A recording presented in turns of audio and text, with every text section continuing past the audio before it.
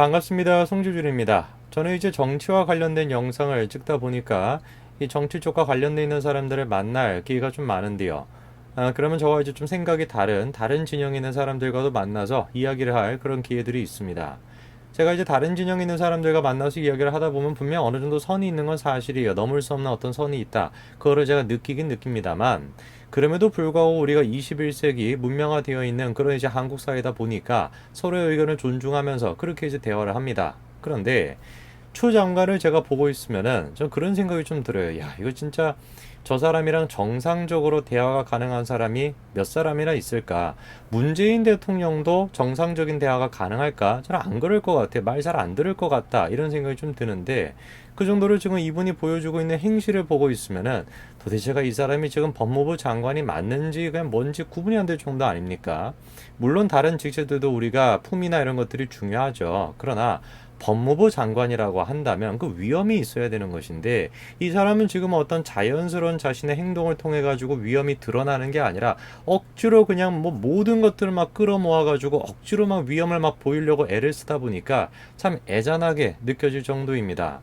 근데 저는 이런 생각을 제가 이제 다른 진영에 있는 사람이다 보니까 내가 좀 색안경을 끼고 바라봐서 저렇게 보이는 건가 싶었어요. 그런데 이번에 문재인 캠프 출신이었던 한 인사가 나와가지고 변호사분이 나와서 추 장관에 대한 일화를 소개를 좀 해줬는데 그 일화를 보니까 이 생각은 그냥 저만 갖고 있는 생각이 아니라 사람이라고 한다면 누구든지 간에 갖는 생각이구나. 제가 그렇게 생각하게 됐습니다.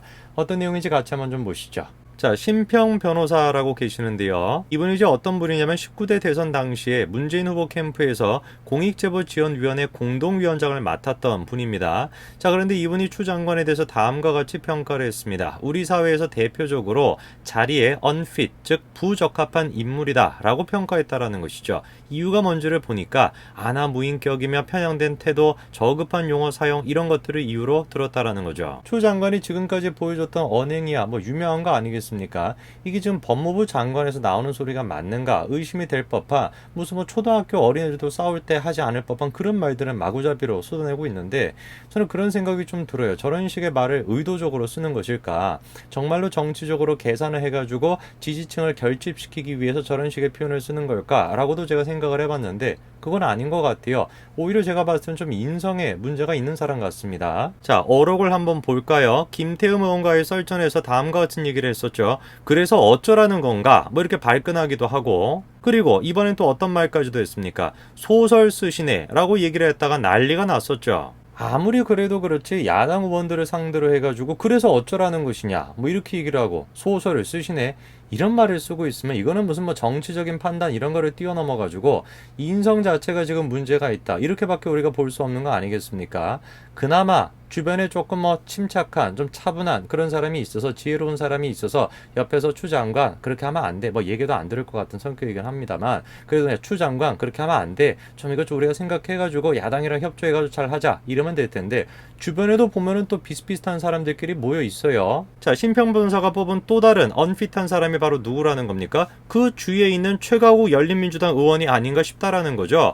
그들이 일으키는 소란은 사실 전혀 불필요한 것이라서 국민들은 짜증스럽다라는 겁니다. 지금 이제 심평 변호사가 얘기하는 걸 들어보니까 맞는 얘기 같아요. 최강욱 의원도 그렇고 추 장관도 그렇고 초록이 동색이요 라고 하는 것처럼 다 비슷비슷한 사람들끼리 이렇게 모여 있는 것 같습니다. 어쩜 저렇게 하나같이 저쪽에 이렇게 모여 있는 사람들은 말을 하는데 저렇게 품위 없이 얘기를 하는지 위험 없이 얘기를 하는지 근데 또 그 사람 그런 사람들이 지금 뭐 대표직을 맡고 있고 법무부 장관 자리를 맡고 있으니 얼마나 지금 이렇게 우술 노릇이겠습니까? 두 사람이 또 같이 연관돼 있는 사건도 한 가지가 있었죠. 추 장관과 최강욱 의원은 지금 법무부 입장문 가안을 유출했다라고 하는 의혹을 지금 받고 있고요. 그리고 또 최강욱 의원은 최근에 또 이런 이야기도 했습니다. 언론이 정치검사의 복화술사다라고 하면서 언론개혁 분리될 수 없다 이런 입장을 냈는데 말하는 것만 보더라도 둘이 좀 잘 어울리긴 합니다. 그렇죠? 근데 이제 또 보면은 추 장관도 조심하셔야 될 것 같아요. 최강욱 의원이 뭐 사실상 지금 조국을 뭐 그렇게 앞세워가지고 국회의원이 됐던 거 아닙니까? 근데 지금 법정에서 계속해서 하고 있는 이야기는 조국에게 불리한 지금 증언들을 계속 지금 쏟아내고 있는 중이잖아요. 그렇죠? 그렇기 때문에 추 장관도 나중에 혹시 수틀리게 되면은 확 그냥 뒤돌아가지고 최 의원이 또 그렇게 할 수도 있으니까 조심하시기 바랍니다. 자, 그런데 이번에 이제 심평 변호사가 추 장관과 관련되어 있는 재미난 이제 일화 한 가지를 좀 소개를 시켜줬는데 그 일화를 제가 보니까 굉장히 좀 이해가 되는 부분들이 많아요. 아, 이 사람이 지금 이런 식의 길을 걸어왔기 때문에 이런 식의 모습들을 보여왔기 때문에 그래서 지금의 모습이 나타나는구나. 제가 참 많이 이해가 됐는데 일화를 한번 같이 한번 좀 보시죠. 자, 신 변호사가 자신이 전에 들었다라고 하는 추 장관의 초임 판사 시절 일화를 소개를 했는데요. 1985년 초임지를 춘천지방법원으로 발령받은 추 장관이 대법원 법원행정처를 찾아가서 펑펑 울면서 여성 판사에게 지방 발령은 부당하다라고 항의를 했다라는 겁니다. 그러면서 위계질서가 엄격한 사법부에서 초임 판사가 대법원에 와서 더욱이 자신의 임지에 관한 불만을 하소연한다라는 건 당시엔 상상하기도 힘든 일이라는 것이죠. 그러니까 지금 신 변호사가 소개시켜주고 있는 이야기가 뭡니까? 자기한테 지금 원치 않는 지방으로 발령을 냈다라 그래서 막 펑펑 울면서 막 항의를 했다. 이렇게 지금 이야기가 나와 있는 거잖아요. 저는 지금 저 장면을 머릿속에서 상상을 해보니까 참 여러 가지가 제가 설명이 된다. 그런 생각이 듭니다. 지금 이제 보여주고 있는 모습, 윤석열 검찰총장에 대해서 뭐 이성윤이 됐건 한동훈이 됐건 지금 보여주고 있는 모습을 보면은 이 사람이 기본적으로 위계 질서에 대한 이해가 부족하다. 이 뭔가 조직에 들어가는 데 있어가지고 자기 중심적으로 조직을 운영시키려고 한다라고 하는 인식이 굉장히 저는 강하다고 생각했는데 이 일화를 들어보니까 뭔가 딱 설명이 되는 것 같아요. 그리고 또 두 번째로 계속해가지고 뭔가 자신한테 불리한 뭔가 일이 있거나 자신의 뭔가 뜻에 맞지 않는 일이 일어났었을 때 그거를 현실적으로 객관적으로 바라보는 게 아니라 여성 뭐 이런 식으로 밀어붙이는 일이 있지 않았습니까? 그것도 마찬가지로 설명이 되는 것 같습니다. 어떻게 여성 판사를 지방으로 발령 보낼 수 있냐? 그게 지금 그거를 딱 보여주는 거 아니겠어요? 일전에 페이스북에도 뭐라고 올린 적이 있었습니까? 언론을 상대로 해가지고 여성 장관에 대해 가지고 뭐 증세가 심각하다라면서 연가를 내고 산사로 간 첫날 여기저기서 저의 소재지를 탐색하는 분위기가 심상치 않았다. 그리고 언론이 스님에게 사진을 요구하기도 했다면서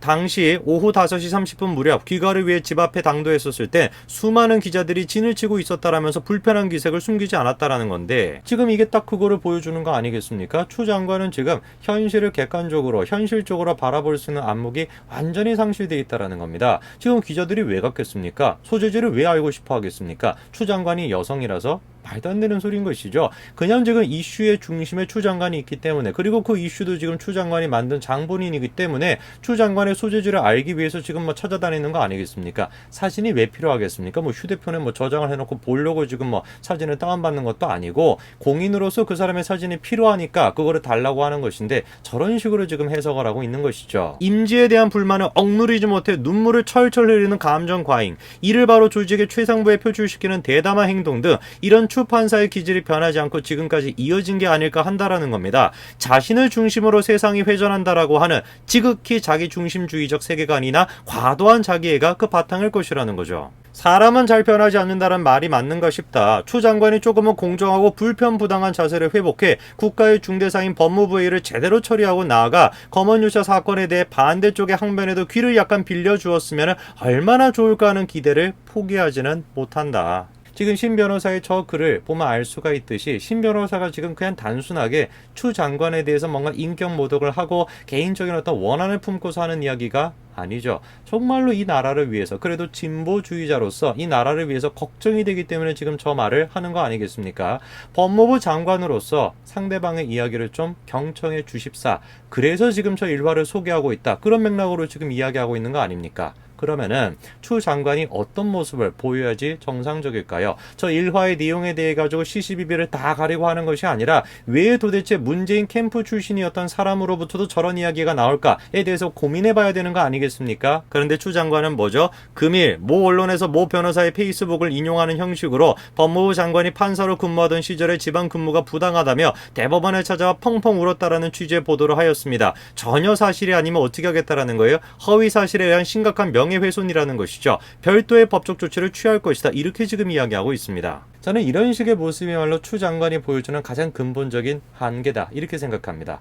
오죽하면 오죽하면 지금 같은 진영에 있었던, 그리고 또 마찬가지로 문재인 캠프 출신이었던 그 사람이 추 장관에 대해서 그 일화까지도 소개를 하면서 이야기를 하겠습니까? 그 일화를 얘기하는 것도 그냥 단순한 비방의 목적이 아니었어요. 누가 보든지 간에 지금 뭡니까? 대한민국의 정의를 위해서, 사법부의 정의를 위해서 법무부 장관이 제발 좀 상대방의 의견도 좀 들어달라라고 하는 취지로 지금 이야기하고 있는 거 아닙니까? 그런데 그 비판에 대해 가지고 추 장관은 어떻게 반응하고 있는 거예요? 허위사실이다, 명예훼손이다, 이렇게 지금 이야기하고 있는 겁니다. 이런 자세를 가지고 있는 법무부 장관이 어떻게 대한민국의 정의를 위해 가지고 힘쓸 수가 있겠습니까? 이런 지금 마음을 갖고 있는 법무부 장관이 어떻게 열린 마음을 가지고 이 사회를 지금 닫힌 사회가 아니라 열린 사회로 만들 수가 있겠습니까?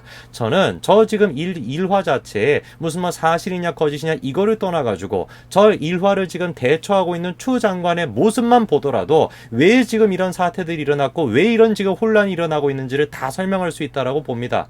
추 장관은 기본적으로 마음 씀씀이 자체가, 인간의 어떤 기본적인 인성 자체가 법무부 장관으로서 적절치 않은 사람입니다. 오늘까지 말씀드리겠습니다. 감사합니다.